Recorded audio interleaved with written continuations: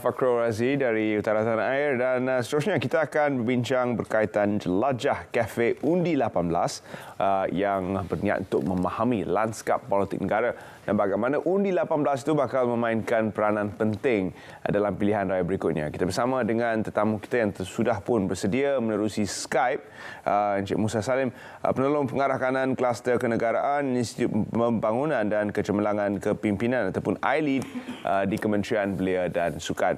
Terima kasih Encik Musa kerana sudi bersama kami. Terima kasih kerana menjemput saya, Encik Terence. Dan Assalamualaikum warahmatullahi wabarakatuh dan selamat pagi.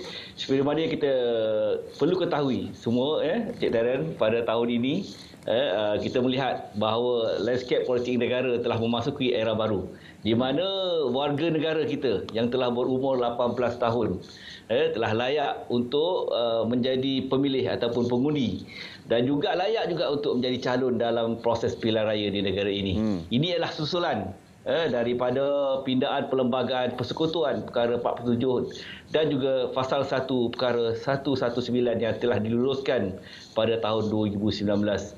Justru, Cik Terence, program Jelajah Kafe Undi 18 ini merupakan satu inisiatif pihak Kementerian Belia dan Sukan melalui Institut Pembangunan dan Kecemerlangan Kepimpinan iLead bagi melaksanakan program literasi demokrasi sebagai usaha untuk kita memberi kesedaran, kefahaman dan juga keyakinan golongan muda terhadap keterlibatan mereka dalam sistem pilihan raya negara ini. Sehubungan itu, kita punya objektif utama pelaksanaan program Jelajah Kafe Undi 18 ini ialah untuk kita nak meningkatkan kesedaran dan kefahaman serta kematangan golongan muda terhadap pendidikan politik dalam usaha untuk kita menjana secara konsisten semangat patriotisme berpandukan perlembagaan persekutuan dan juga rukun negara. Ya, Cik Terence. Apakah sebenarnya buat ketika ini tahap pemahaman golongan 18 tahun dan ke atas berkaitan dengan sistem demokrasi, tanggungjawab dan juga bagaimana mereka boleh memainkan peranan penting dalam menentukan hala tuju negara selepas ini? Itulah, Encik Terence, kita cuba melihat perkara ini secara sedalamnya dan kita akan melaksanakan program pendidikan politik itu sendiri dalam usaha kita memastikan bahawa golongan muda yang berumur 18 tahun ini mereka sedar tentang perubahan yang berlaku dalam kita punya senario politik negara ini, iaitu kita sedarkan mereka dulu bahawa mereka sekarang bermula pada tahun ini mereka boleh mengundi. Lepas itu kita akan beri kefahaman kepada mereka bagaimana proses pilihan raya itu dapat dilaksanakan, bagaimana proses pilihan raya itu dilaksanakan sistemnya yang kita akan bekerjasama dengan pihak Suruhanjaya Pilihan Raya. Dan apabila mereka telah faham, kita memastikan bahawa mereka yakin dengan sistem yang telah diadakan melalui perlembagaan, melalui undang-undang, melalui peraturan-peraturan yang telah ditetapkan. Dan akhirnya sekali kita nak lihat golongan muda kita ini yang berumur 18 tahun ini mereka terlibat dalam proses pilihan raya itu sendiri dan turun untuk mengundi, sama mengundi melaksanakan tanggungjawab terhadap negara. Itu harapan kita kepada golongan muda ni, Encik Terence.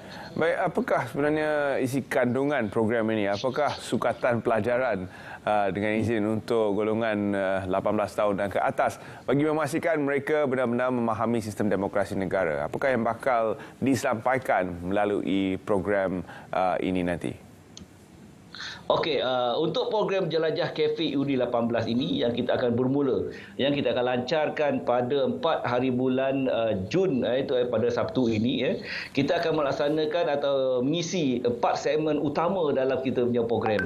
Yang pertama sekali adalah segmen kenegaraan, yang mana kita akan menekankan tentang konsep rukun negara melalui program Rukun Negara @Belia ataupun RNB, dengan fokus utama kita ialah untuk mewujudkan kesedaran tentang peranan, keterlibatan dan ambil tahu mengenai kelayakan mengundi dari usia 18 tahun serta berusaha untuk melahirkan golongan belia yang sedar tentang konsep berkerajaan, serta juga terlibat secara langsung dalam soal demokrasi sebuah negara bersamping membantu belia meningkatkan jati diri untuk menjadi warga negara yang bertanggungjawab. Di samping juga segmen lain, kita juga ada segmen kepimpinan dan juga segmen kerjaya dan segmen modal insan. Kepimpinan ni kita akan melihat bahawa membawakan program kepimpinan altruistik di mana ianya memberi peluang kepada belia untuk memantapkan pengetahuan serta kemahiran tentang perkara asas mengenai kehidupan, iaitu back to basic, seperti kemahiran pertolongan cemas dan pengurusan aktiviti kesukarelawan. Dan yang penting sekali bagaimana kemahiran yang dimiliki itu dapat menyumbang kepada komuniti. Itulah sifat kepimpinan yang kita mahukan daripada kita punya belia-belia ini. Dan juga segmen yang ketiga, kita juga segmen keusahawanan. Yang ini adalah perkongsian pengalaman daripada usahawan-usahawan yang berjaya, bagaimana mereka mengetengahkan atau mereka memberi maklum balas berkaitan dengan kecabaran yang perlu hadapi. Dan yang paling penting sekali kita nak tanamkan dalam pemikiran belia ini, bukan kita nak belia ini bukan hanya sebagai job seeker tetapi sebagai job creator. Yang itu kita nak perlu tekankan, Darren. Dan akhir sekali ialah program berbawah segmen modal insan. Itu modal insan yang kita akan tekankan banyak program berkaitan dengan Women of Wisdom dan juga Attitude, bagaimana kerja belia itu dilaksanakan untuk belia itu sendiri, Terence. Berkaitan pemahaman kenegaraan dan juga sistem demokrasi, menggunakan teknologi, bukankah golongan 18 tahun dan ke atas sudah pun boleh mengetahui sedikit sebanyak tentang cara dan proses berlangsungnya demokrasi di negara ini? Mengapa mereka perlu hadir ataupun mengapa mereka perlu beri sokongan kepada kempen jelajah Cafe Undi 19?